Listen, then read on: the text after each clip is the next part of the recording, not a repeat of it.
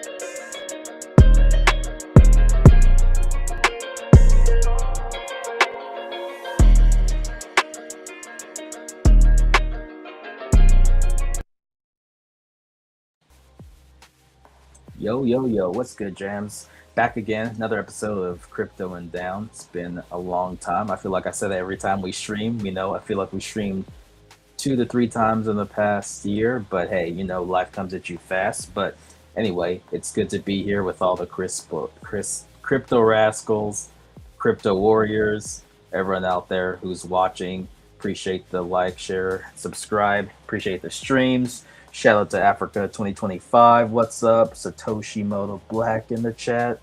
It's good to be back. Talk a little bit of crypto, blockchain, market prices, and of course, things that are going down in geopolitics and how that's affecting everything. But Jams, what is good with you? Yo, yo, yo. Glad to be back here on Crypto and Down on a Tuesday night. Shout out to all the crypto warriors out there. Shout out to our crypto rascals. Asherelle, I hope the family is doing well. It's been great to catch up with you over the last few weeks.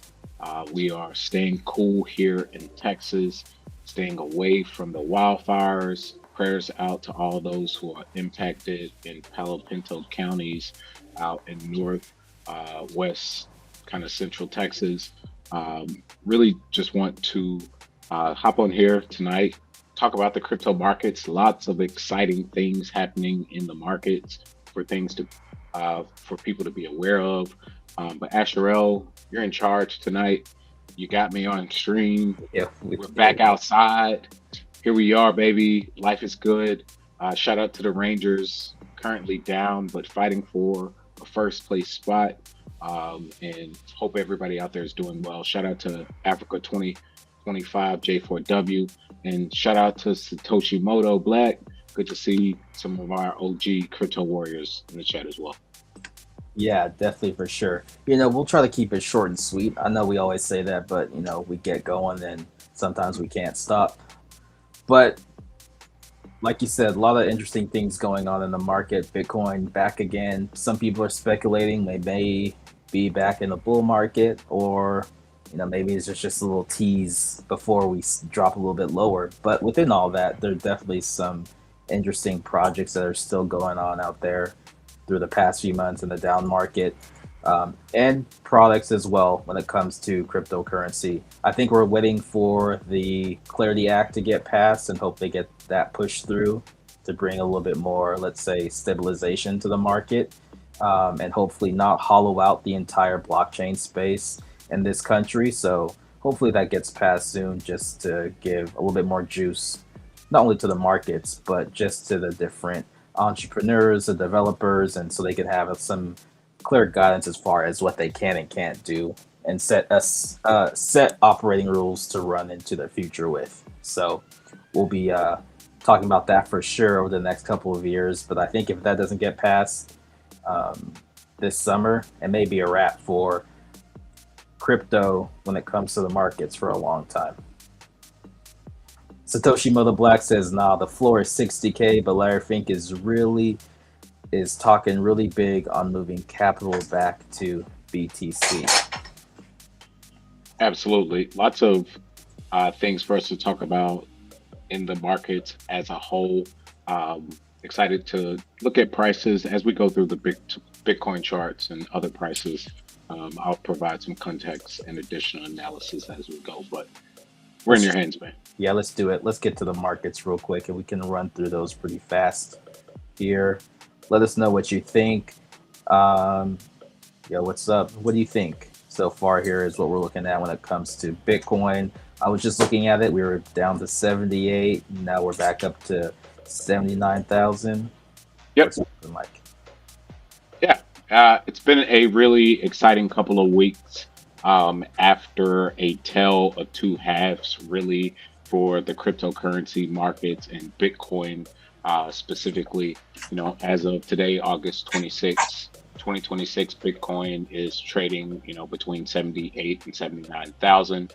But the last 30 days have really been characterized by some strong bullish momentum. But specifically, the last 7 days, Bitcoin is up over 20%. That has gotten us back on stream, gotten uh, ears back perked in the market because earlier in the month, Bitcoin was trading at 60,000. In that 60 to 62, 64,000 range. And so seeing this sharp mid-month push up towards the $80,000 level has shown some strong performance and price action. That's a 20 to 30% rebound after recent lows. But when we think about the sentiment as a whole in the broader market, there are some macroeconomic factors. There's some debasement trades, there's a shift in bond sentiment, and there is the political context of the upcoming midterms as well. And so year to date performance is really characterized by, as I said earlier, a tale of two halves. Earlier months of the year, things were dismal, miserable. I bet crypto engagement was at one of its lowest levels in recent memory, and we were really navigating a bear market environment as a whole. So tell of two halves, exciting times, but I would beware as there is real strong possibility of being rejected at that $95,000 range. And if we aren't able to turn 95,000 into support, I do agree with Satoshi Moto Black that we could potentially revisit our local lows over this past year of 60,000. But Bitcoin drops below 60,000, I would be accumulating. Bitcoin drops below 70,000, probably another opportunity to accumulate. But understand there's been a lot of short liquidations in a small amount of time, understanding that a lot of short got caught slipping with this recent increase up to 20 and 30%. But remember, all things that go up must come back down, and market is just finding correction after a long period of bear sentiment. Yeah, seems like from what I was reading, ETF flows are back up for Bitcoin. So Michael Saylor can rest easy. I was a little worried there that his company would be up out of here if the price dropped much lower, but it looks like he'll still be around for a little bit longer with MicroStrategy. 100%. When we think about MicroStrategy truly being a Bitcoin company that has leveraged traditional financial markets by offering new financial instruments to traditional investors that is ultimately backed by Bitcoin. Um, yes, kudos to him. Unfortunately, I just don't see the long-term value of having a Bitcoin treasury, perhaps. Although though there are complex financial instruments, when it boils down to it, um, Yeah, that's right. he's a hoarder, and I don't really know how beneficial that is to the ecosystem long term. Um, Pro or con, I just something ultimately may not sit well with me. Quick note on Ethereum. Ethereum seems to be trading, right around that 2,500 dollar range. Support's down around 2200, 2300, and it's also going to correlate very highly with Bitcoin over the coming years. However, looks like our moving averages are crossing over, such as the 50-day EMA, which is a positive signal for our medium term outlook. And we may potentially be bottoming out, meaning that Ethereum is trading along with Bitcoin out of the miserable early 6 months of the year. But hey, it's election season, baby.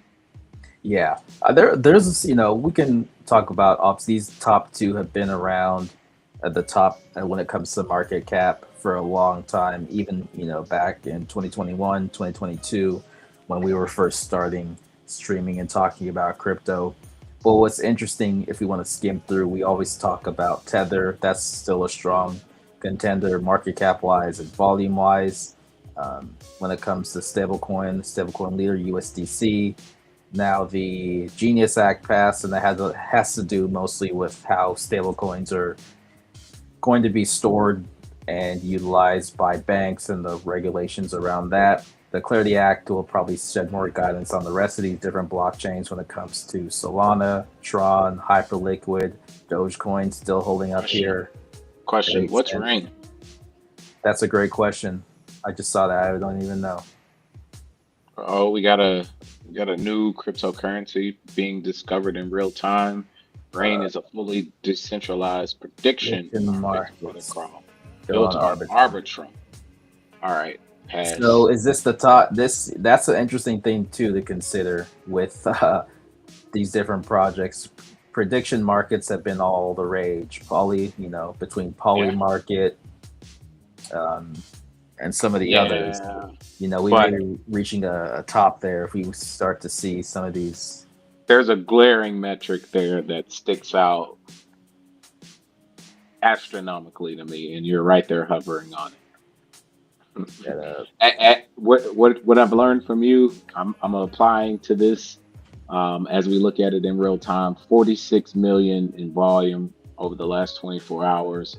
When Zcash has done 1.2 billion in volume. Dogecoin has almost done 1 billion in volume. Hyperliquid 1 billion in volume. Tron 500 million. Solana almost 5 billion. And Rain somehow has found its way into the top with minimal supply. Yeah, so scam coin, in my opinion, nothing that we say is financial advice, just two brothers saying things publicly that we otherwise could say privately. But looking at the markets, great time if you own some Bitcoin, or if you have been steadily accumulating during these local bottoms that have pretty much happened since February of 2026, March 2026, April 2026. A nice little lift into May, but back down into the bottoms in June, July, all the way up until now. So that was a beautiful bear market, or a time to accumulate crypto during local lows. Looks like we're going to go back up and test some resistance. We'll see if we can flip that into support. Otherwise, shout out to the long-term hodlers. They have potentially survived another bear market. Yeah, potentially. We'll see how that goes. Hey, I mean, a whole war with Iran started, and we had all kind of macroeconomic factors that threw curveballs into markets, and yet stock market has continued to persist. We've had AI craze. We've had just IPOs. SpaceX. I mean, all kinds of things have happened to the market since we last streamed. So positive sentiments from me. Just looking at the prices themselves, things to be of caution. Of course, this is an election year. Also, there are key points of resistance that we should be aware of. And also there's a large amount of short liquidation happening. So for sure. That could be forced buys. Those could be, people just forced to buy to cover their shorts. Yeah, So yeah. There were a lot of people. I forget the exact number, but maybe it was 2 billion or so in shorts that were wiped out with yeah, this rise in the Bitcoin price. So once I think once something like this, Bitcoin moves over and becomes I guess, a financialized asset that big firms are trading back and forth and betting on and against, you could see maybe a big pump without some of the fundamentals behind it, as far as maybe sentiment or innovation that's driving different types of adoption or use of the technology. But the war could actually signal worldwide, I guess, a renaissance or innovation in the blockchain space, because of sanctions and people looking for a way to circumvent the regular banking system, depending on how hard the U.S. goes to war on the economic side against Iran and tries to place sanctions and then secondary sanctions on other countries, China, and whoever is getting oil from Iran, other countries like that. So that could spur more innovation in blockchain worldwide. But the impact to the U.S., I think, probably depends on the Clarity Act getting passed. So the pump may have had something to do with just different meetings and people getting a little bit more excited and thinking that it will actually pass and become a law. So it'll be interesting to see the two different markets globally, and then the blockchain here in the US, kind of what happens. I don't think, if the Clarity Act doesn't get passed, it's not to say it's game over, but I think it'll be like a real polar bear ice cold season, potentially. But I I tend think to they'll agree either with way. you. I tend to agree with you 100%, that a lot of the flipping, the 95,000 price point into, support versus resistance currently, could potentially hinge on the Clarity Act passing. But I do think our crypto president window is closing expeditiously, and understanding that the greatest achievement of the crypto president's White House is the launch of the Trump and Melania coin that absolutely wrecked thousands of avid crypto investors. There is this optimistic hope that he will deliver on what was sold, but people have been burnt. And I don't know if all of those market participants will return until it's too late. And then ultimately they get burnt again because the party has ended. It's 2 a.m. It's time to go home. And now you have this backlash Okay. regime who's in party. And although the Clarity Act may pass at the midnight hour, it's going to be 2 a.m. and party's over. And now the new whoever that may be is in charge, and because of not delivering, I don't see how it doesn't play out that way.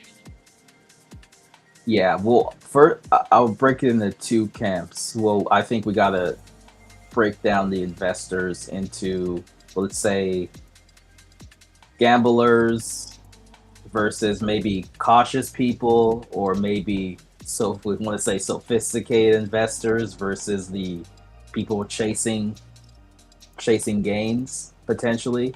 Obviously, there's a bleeding into two, but not to say that everyone who invested in Trump or Melania coin wasn't a sophisticated investor, but I think a breakdown of the people who got scammed could have been a whole new wave of people that were brought in who got burned. They just got burned quicker than the last new wave of people who got brought in by the different narratives that were playing out that took time to build.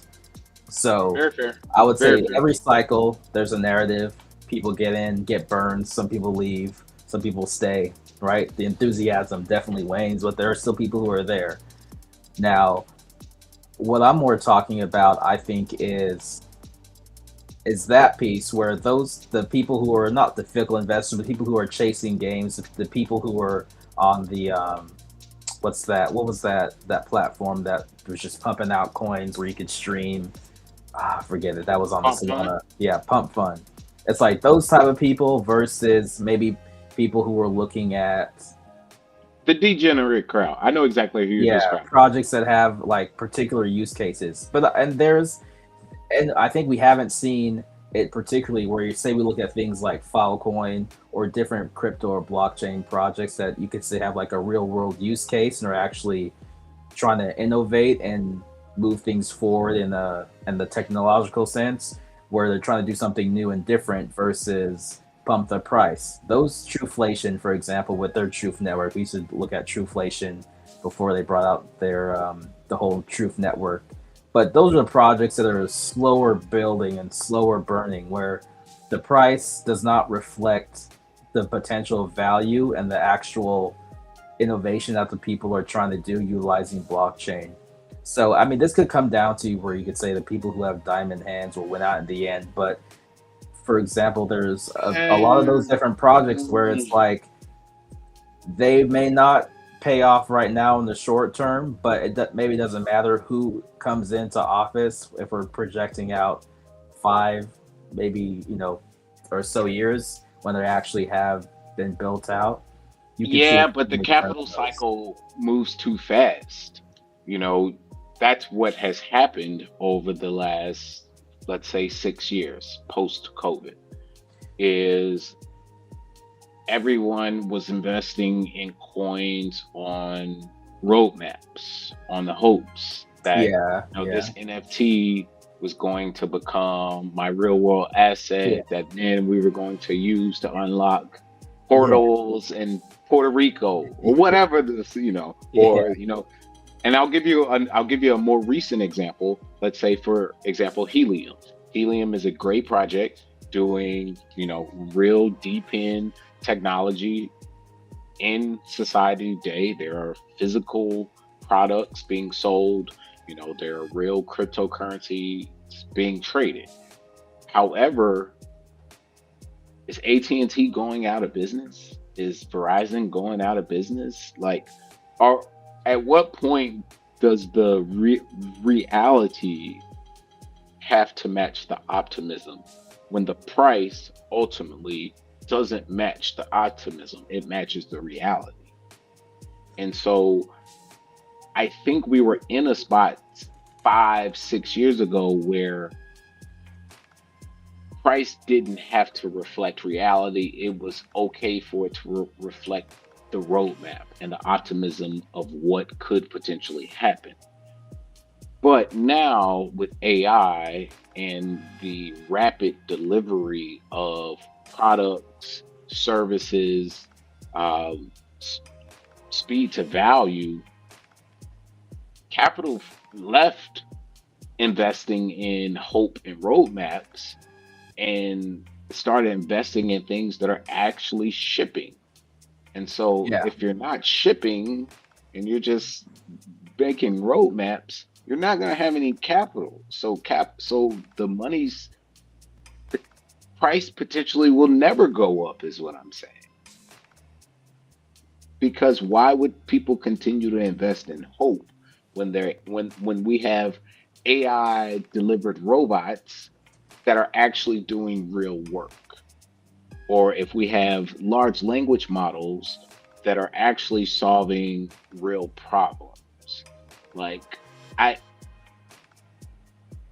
When you say solve real problems, I would agree with you there, but I would say there are definitely things out there that are solving real problems that are actually that the price doesn't reflect the they haven't maybe necessarily like gained enough market share or enough of a let's say market share to but have why the not? price reflect because but I mean I could say the whole ecosystem has just been driven by like pump and dumps where it's been so like frenetic where it's like you're jumping to this we're jumping to that. It's been driven by Twitter. People have been leaving X and going to LinkedIn now. It's like we Yes, but the market is at a point to where it has matured and there's enough sophisticated traditional investors, i.e., from the JP Morgans to the Morgan Stanleys to the Fidelities to, these are large multinational investment banks and firms who have dabbled in crypto, own crypto, sell crypto. And if they saw, here's a better way to say this, if these venture capital firms or private equity firms or family offices saw a opportunity to make 10x or 20x or 50x, they would, and they're not. And the reason, and there has to be an explanation of why. Now, this 20% increase would be because it was undervalued over the last 6 months. In this bear market, people were, at some point the market was going to swing, and now all of these institutional offices have jumped back on board and grabbed, their 20% on leverage. So they got their, 200x. But at the end of the day, what does that mean for the retail investor? And for the retail investor, it may just mean buy index funds and wait Nah, man. for the I AI mean, overlords to bring you up no, too. Like no, I don't know. no. Like I mean, sure, there's some of that, right? Buy, listen to your financial advisor if he says that. But what the point I'm just trying to make is like, yes, it's hard to one for people there, and there's not a lot of knowledge too on how to categorize this. Remember how people would talk about it in a broad sense? It would be there's you're Bitcoin, right. and then there's shit coins. That's how they would talk about it. They wouldn't even there wasn't even probably when you talk about your family investment officer people they don't know anything. I feel for example because not and the people who have been running this space or have been the thought leaders have been either Bitcoin and forget everything else, and if they're into something else, it's just been like, oh, this is one token is the best one, everything else sucks type deal, Yeah. right?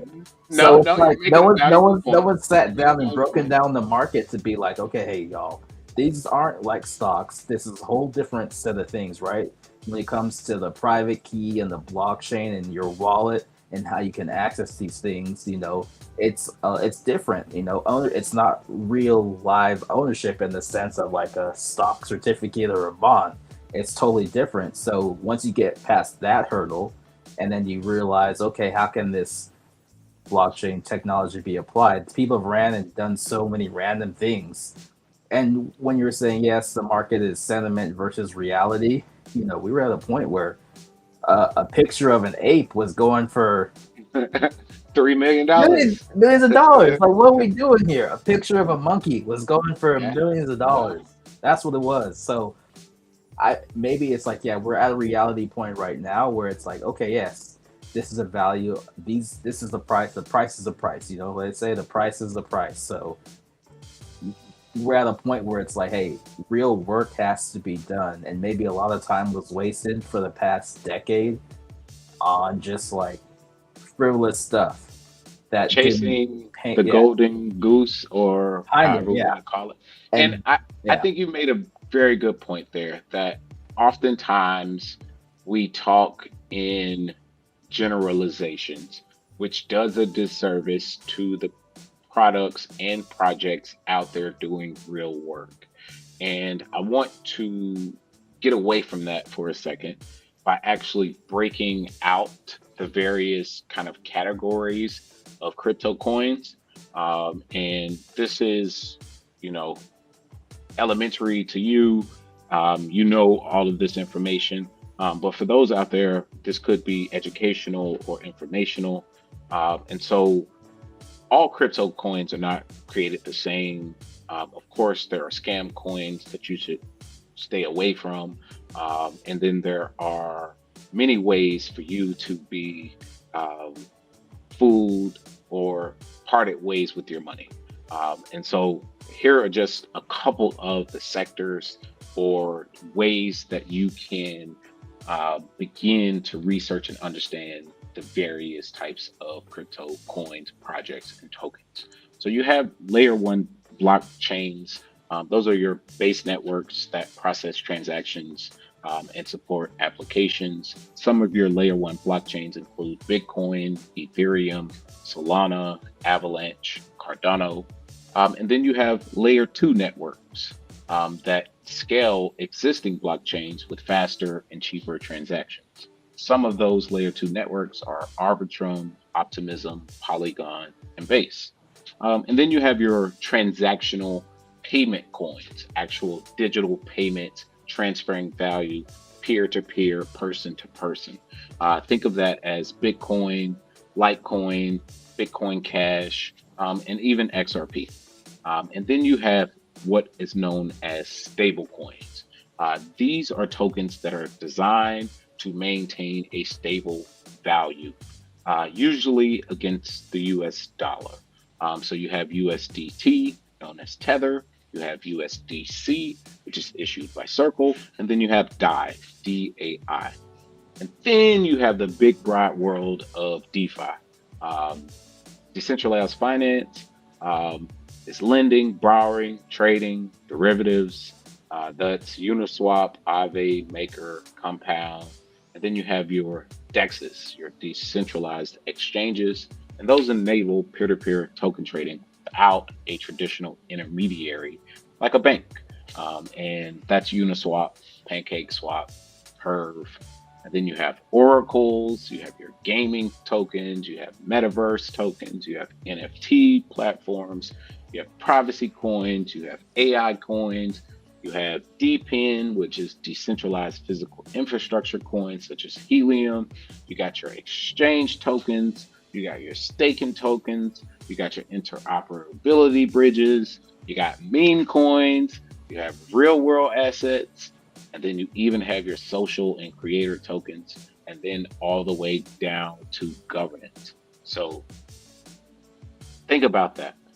I love the point you made there, Asherel, is that we talk in generalities, but certainly there is a number of diverse sectors and industries where real world work is being completed.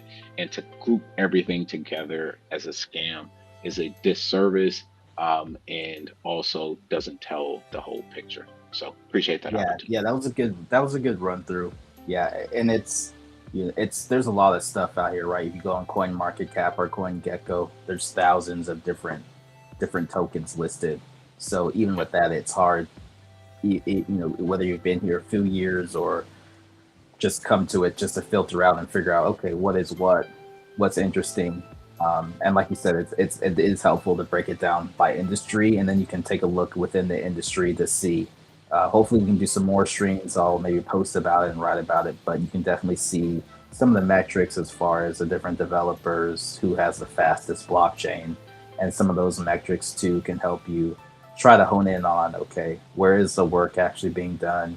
Where's the development? And then when it comes to the promises of this technology, when it comes to maybe cheaper, faster, when it comes for transactions, who is actually delivering on that promise? And then you can extrapolate into other use cases. And, it's kind of at the point where a lot of these are like in their seed round, getting funding, aren't necessarily profitable. But the idea is, how can you make a project and have a product out there that people will use, whether it's a consumer or the builder to build on it, where they'll utilize that cryptocurrency token in a way that generates organic demand, where you don't have to necessarily do a whole lot of marketing and social manipulation to get the price to go up. It's just something that springs up naturally through the use of the product. Those are the ones that are hardest to come by when it's talked about products or projects that are built on top of the blockchain. So I'm glad you went through that. I think that's a good place to end it for tonight. We've been going for a little over 30 minutes. Hopefully we can do this again. Don't burn ourselves out too much on this round, but Definitely going to dive down into some analytics and some different products and projects that we like and have some good use cases, and you can actually use, and depending on what industry you're in, get some valuable insight, information, or use out of them. I got one thing to say. I just had to check the market just to see. I hadn't done it in forever. How much do you think Hex went up or down in the last month? A, down 10%, B, down 50%, C, up 200%, D, up 10,000%. Oh, let's go with C. Answer D. Hex up 9,906% in the last month. Oh shoot, let me go look at some of those statements. What the hell, man? What is going on in the world? Is I think, it below a I think cent? that's yeah, it's like half a penny. All right. Hey, maybe this is the start of the bull run. Let's go. This I don't even trust this chart after seeing that. I'm flabbergasted. I am just Ah. Can't win them all. Well, appreciate y'all checking in with us. All the warriors, the rascals, those on a general man of crypto, and our channel over on Crypto and Down. Appreciate y'all being with us. Thanks for the comments. Like, share, and subscribe. We'll hopefully be back at it soon again. Appreciate you, Satoshi, Moto Black, Infinite Blink. I know you got us. You didn't get King, but hopefully King will drop a stream soon so we can all get some knowledge there. But like I said, appreciate y'all checking in. I'm Asher. This is Jams. Hopefully we'll be back soon. And this has been Crypto and Down.